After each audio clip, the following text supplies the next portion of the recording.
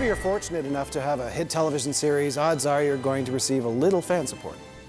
We have a phenomenal legion of fans behind us. They can be found all over the world, and their numbers just keep growing. Oh, yeah. And they're also very dedicated with numerous conventions, a slew of Stargate SG-1 websites, many paying tribute to you, my friend. Which I believe is the most, maybe not. Sure. Needless to say that without them, there might not be a Stargate SG-1. So we thought it would be only fair to explore the world of Stargate SG-1 through the eyes of our fans, or as they call themselves, Gators.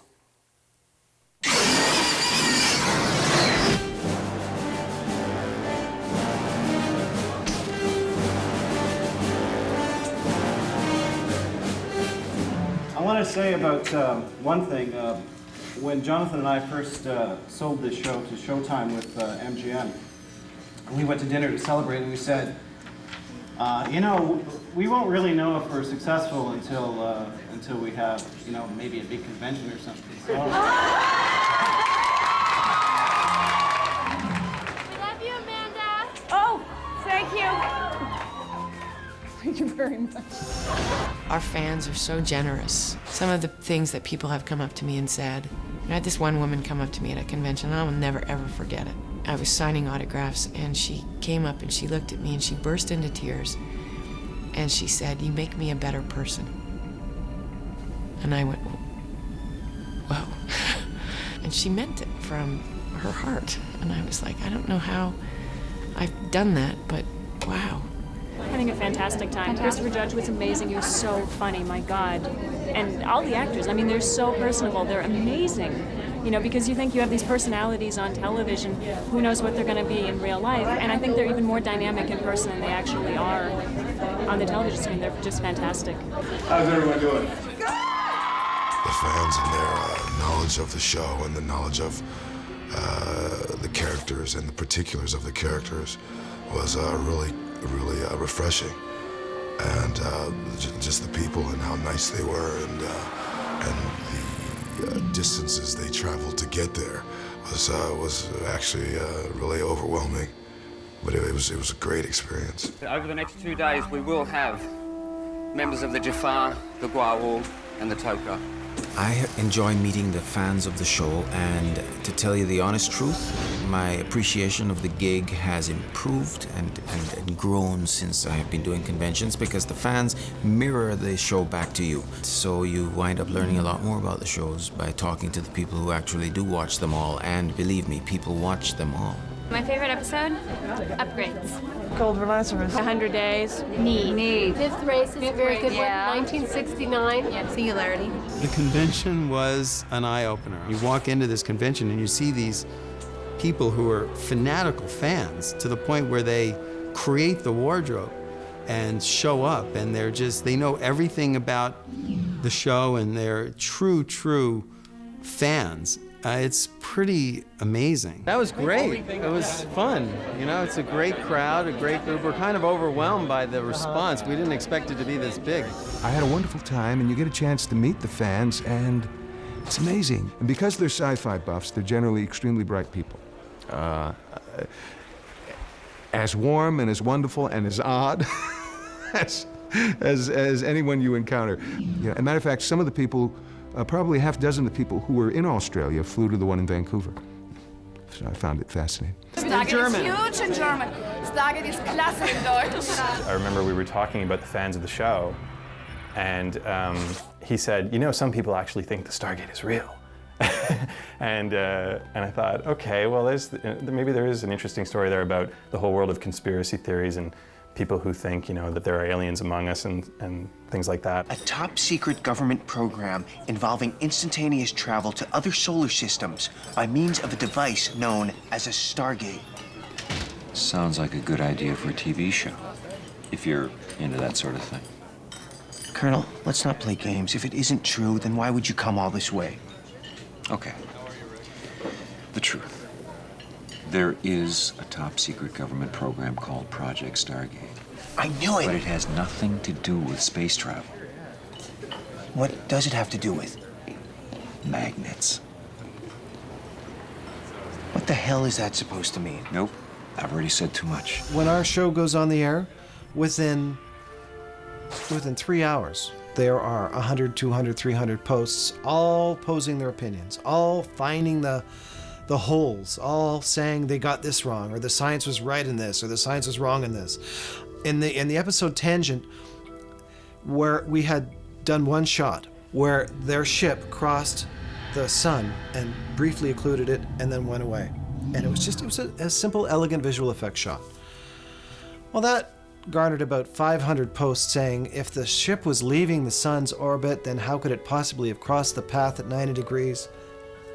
I just smiled at that. What I smiled at more was yet another fan posting an animated diagram showing exactly the orbital path the ship could have taken to have passed Jupiter and crossed in front of the sun, allowing the camera to be in this position. I just blew my mind. I think people really care about these core people. I really do. At least that's what I get. I get from the fan mail, or I get from being out there and being able to talk to the fans. What is it they really like? Absolutely, it is a sci-fi show. They love that part of it. They love the action, because that's exactly what the show is about. But you can't take away from the fact that you have really great characters, and they care. They care about these people. I mean, we are so lucky to have this fan base. We really are. They're terrific. They're fun. Thank you very much, Yeah, everyone. thanks, everybody. Have a good time. Beyond the fantasy of science fiction, there's a glimmer of reality shining in the Stargate SG-1 universe. The possibility of infinite worlds is shared by all mankind, and the source of study for many sciences. The study of past civilizations was the basis for the series itself, and certainly the urge for discovery is the heart of each story. We're always concerned with incorporating reality wherever possible, and because of our strong fan support, if we miss something, they usually call us on it. So we often turn to technical consultants for a little help.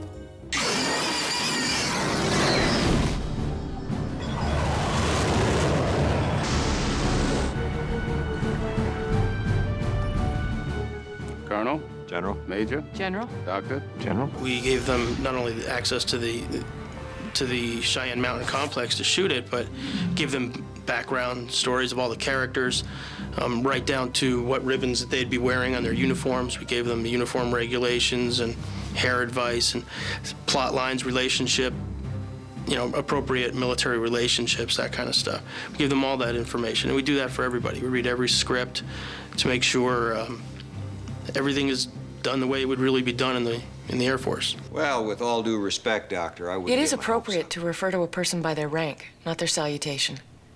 You should call me Captain, not Doctor. Captain Carter's assignment to this unit is not an option, it's an order. I'm an Air Force officer just like you are, Colonel.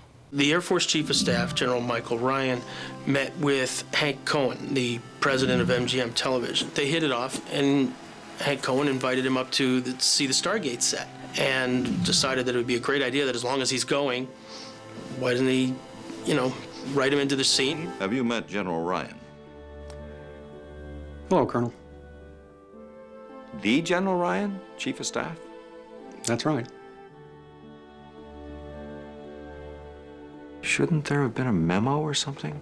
We had him do a little cameo on this, and I got to talking to him afterwards, or during the shooting, trying to, relax him a little bit. Very tense guy. And I took him aside at one point and said, do you have colonels like this? I mean, are there guys like what I'm doing with the character in the actual Air Force? Before I could even finish the sentence, he said, yes, and worse. And I went, great, okay. He said, you're doing a fine job, son. One of those things. I've read a lot about you, Colonel, in General Hammond's reports. Yes, sir? Thus far, we like your work. Thank you, sir. I like yours. Your Air Force. The Air Force. I love the Air Force. To see someone of that stature and to deal with him, I was so nervous that he was totally settled down by the time we got to him, because it took them 9 takes for me to get 3 words out. Anything else, Colonel? No, sir. Then you're dismissed. Thank you, sir. Sirs. Sir. Both of you.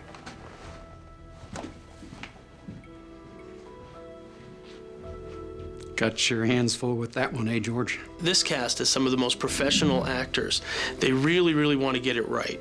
They take a lot of pride in getting everything right from the appropriate salute to wearing the uniforms correctly. They ask us all the time, what would we do in this situation? But how would we play that? Not just what's on the script, but how would we make that come alive, and how do we make it real?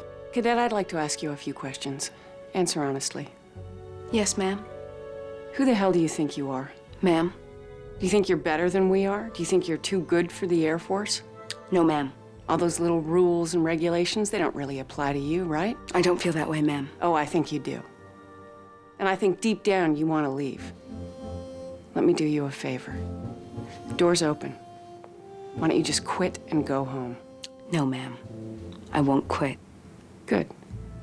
There's a lot of situations where we run into regular problems that we'd run into in the Air Force, such as Amanda Tapping, the Major Carter character, found herself in what we in the military say is kind of in-between hair, where it's too short to put up and yet too long to meet regulations.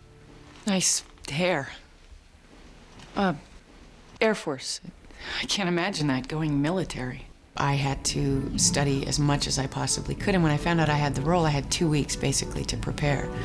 So I got a personal trainer to, get the physical aspect of the character down, and met with Navy SEALs. What are they doing? They wish to take Apophis alive. The science aspect was just homework. I mean, getting on the internet, and I read Stephen Hawking's book, and anything I could get my hands on. So that, because I think the only way I could play this character is if I understood what she was talking about, and she says a lot of scientific technobabble. And if I don't understand what I'm saying, then I'm lying, and I'm cheating. And it would be very easy to just say those words and put an intonation to them that makes it sound convincing. But for me, I totally had to understand what she was talking about. Oh, here we go. Another scientist. General, please. Theoretical astrophysicist. Which means? Which means she is smarter than you are, Colonel. You're constantly researching. I mean, whenever you can, you come across somebody in the medical profession, you're picking, I say you, but I pick their brains for any type of information I can get. But also being on the set, we're very fortunate in that we have med techs on set with us at all times, so we know exactly what to do, when to do it, and make it look like we really know what we're doing. Lock him up. Sir, with all due respect, he is badly injured. He's not going to be any good to you at all unless we get him into the OR right now. Do what you need to keep him alive, Doctor. We've got a lot of questions that need answers. Yes, sir. Okay, let's move him. I'm going to start him on 2 IVs and run Ringer's lactate wide open. Let's go.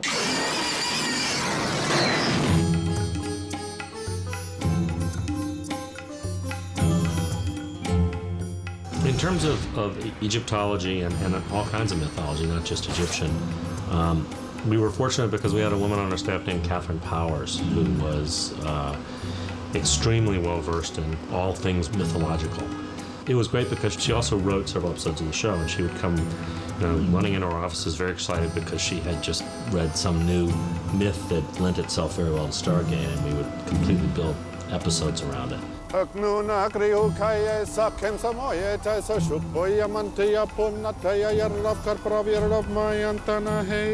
And they have called me a couple of times to translate dialogue in the series when they actually wanted ancient Egyptian to be spoken. For 2 episodes, one, Serpent's Song and Forever in a Day.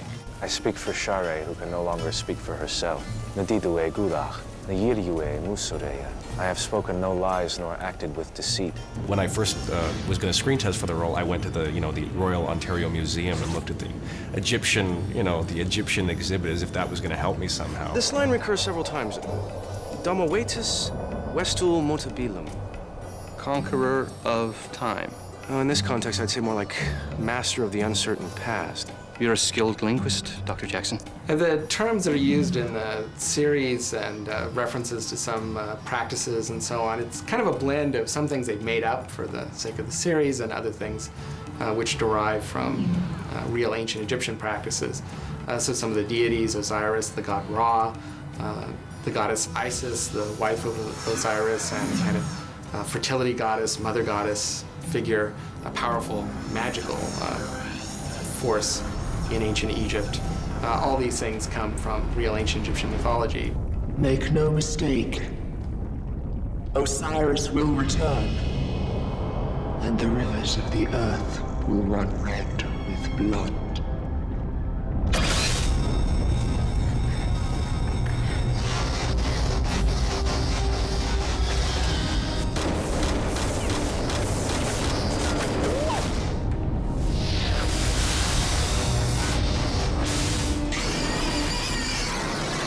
As you can see, the world of Stargate SG-1 extends way beyond the television screen. But at the heart of this show is its cast and crew.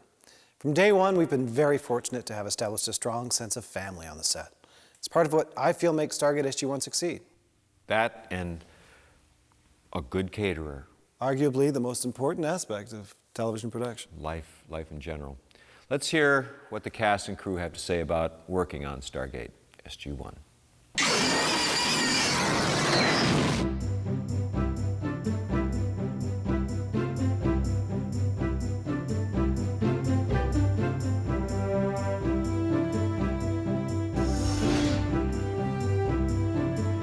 Those are the rewards of the job right there. On a lot of shows I've done, you get people who are just sort of like, yeah, we'll come into work, we'll shoot the show, and we'll leave. Here, they buy into it a lot of times, and there's a lot of laughter on the set, a lot of laughter on the set. This crew likes coming to work here. This cast likes coming to work here. It's fun. The fact that, you know, Richard has a great sense of humor. Christopher Judge has a wonderful sense of humor and probably one of the best laughs I've ever heard. And so you have all these elements and all these really goofy, wacky people who know each other so well. Yeah, our sets are a lot of fun. Richard Dean Anderson is the patriarch, you know, and Don Davis is like the crazy grandfather. Like Michael's the younger brother, the wild child. I'm kind of the older brother that's been through what Michael's been through, who tries to, you know, give him advice. And even though the producers would say I'm the one that actually led him off the path of righteousness, you know, so we have this atypical family structure. You know, you see a lot of shows on TV, and when you have press junkets and everything, they say, oh, yeah, we're just one happy family. We love each other. And, you know, life's great and good. And then once they're off set, they don't speak to each other. We do. We go play golf. We go out to dinner. We do things together. It's a great show. Colonel O'Neill, what the hell are you doing? In the middle of my backswing? Richard Dean Anderson is, like Michael and like Robert, he's a friend now. It's amazing how close series television brings people together. Can I help you? The only thing I've ever demanded is a sense of humor. It's not fun to get up at 4:30 in the morning to go rig a light. It's hard work. They look serious. Year after year makes you appreciate what a real core family we have here. And there is the mamas and the papas and all the little babies, and we all come back, and every beginning of a new year is just like the SG-1 team is kind of like a little family, and it makes it so much more fun each year, and you appreciate it much more each year to come back and see those smiling faces and to see the first day, everybody so genuinely excited to see you, to see each other, and to be doing what we're doing and to have fun and be successful doing it. I think it's been a real treat. Yeah, well, I saw that planet. I saw it. I was there. Do I love coming to work? You bet. Do I still pinch myself? Absolutely. It's great. If you have a good story and if you have good casting and you execute it, you're going to have a good show.